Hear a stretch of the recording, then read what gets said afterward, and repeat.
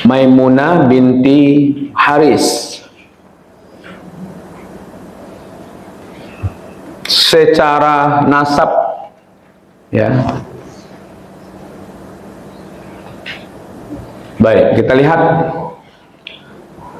nama beliau Barrah binti Al-Haris bin Hasan. Ya, yang ke-11, istri terakhir. Setelah menikah dengan Rasulullah, diganti namanya menjadi Maimunah, yang maknanya penuh keberkahan. Beliau ini dari golongan terhormat, ya, dari suku Quraisy, ya, yang ada kaitannya nanti dengan Rasul itu di Bani Manaf. Ya, dia ada hubungannya dengan Abbas, dengan istrinya paman. Jadi ada hubungan dengan bibi Rasul. Kan kalau Abbas itu paman, kan istrinya bibi. Nah, gitu. Ya kan, ada hubungannya juga dengan keluarga Khalid bin Walid. Jadi memang dari keluarga terhormat. Ya. Seperti kita sampaikan, istri Rasulullah yang masih gadis itu kan cuman Aisyah. Ya kan? Ini lebih kurang malahan Maimunah ini atau Barrah, ya, Bunda Barrah binti Al-Haris ini sudah pernah punya suami 2 orang. Ya, sudah pernah menikah. Suami pertama namanya Mas'ud bin Auf-Saqafi. Ya, ini suami pertama. Jadi sebelum Islam. Ya, kemudian Mas'ud meninggal sehingga Maimunah menjadi janda. Kemudian bersuami lagi dengan Abu Rahman bin Abdul Uzza Al-Amiri. Ya kan, pernikahan ini juga terjadi sebelum beliau menikah dengan Nabi. Ya kan, meninggal juga. Nah, kemudian jadi janda lagi. Itu sekitar menikah dengan Rasul itu tahun ke-7. Ya, tahun ke-7 Hijriah. Ya. Tahun ke-6 kan perintah haji, ya. Tahun ke-6 perintah haji. Haji itu kan ada umrohnya juga.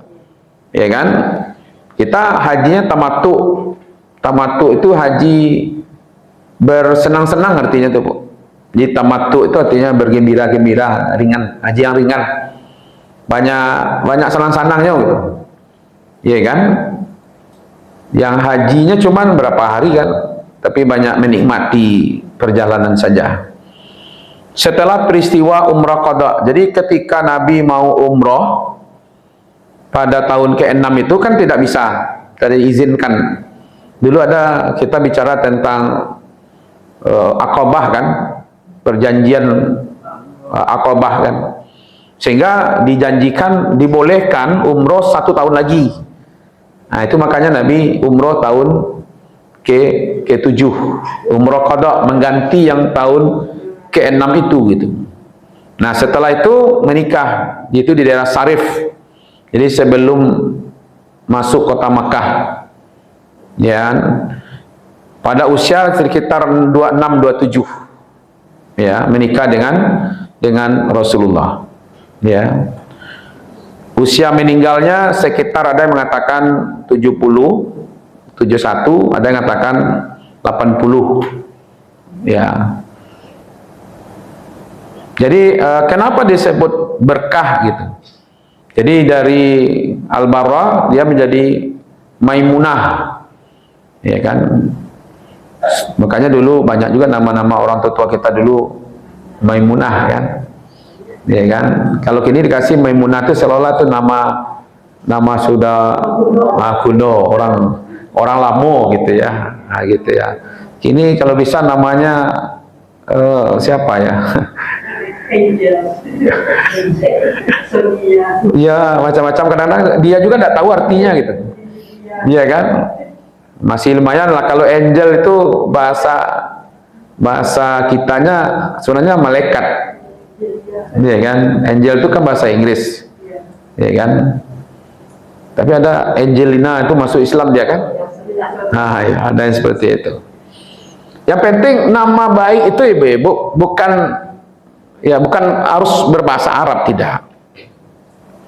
Yang disebut antum yud'auna yaumal qiyamah bi asma'ikum wa asma'i abaikum fa ahsinu asma'akum. Nah, itu hadisnya. Nanti kata Rasulullah, kalian dipanggil di akhirat itu nanti dengan namamu yang sekarang. Nah gitu, dan nama bapak. Jadi kalau saya tuh Solsafat, nanti ada bapak saya Rustam. Jadi nanti kalau dipanggil Solsafat Rustam, seperti itu. Ya kan? Makanya sekarang kalau pergi haji atau umroh kan paspornya udah minimal 2 suku kata kan. Itu nama bapak tambahannya. Ibu dulu jarang pakai nama yang 3 suku kata, nak. Ya kan, kadang 1 aja gitu. Ya kan? Bomai bara namanya. 1 saja nak. Nah, gitu. Nah, itu baru nama bapak kan, nama kakek.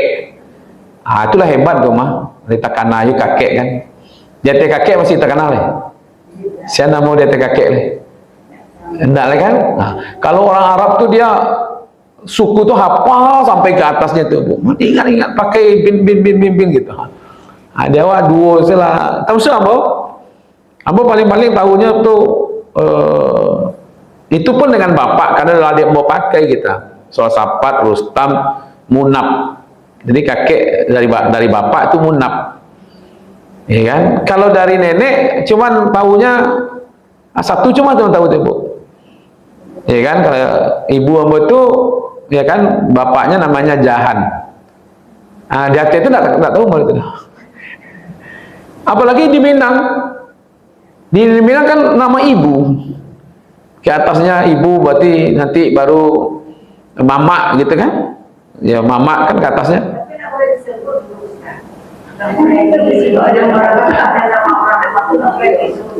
Batu potong tangan dia enggak. Atau durhaka aja.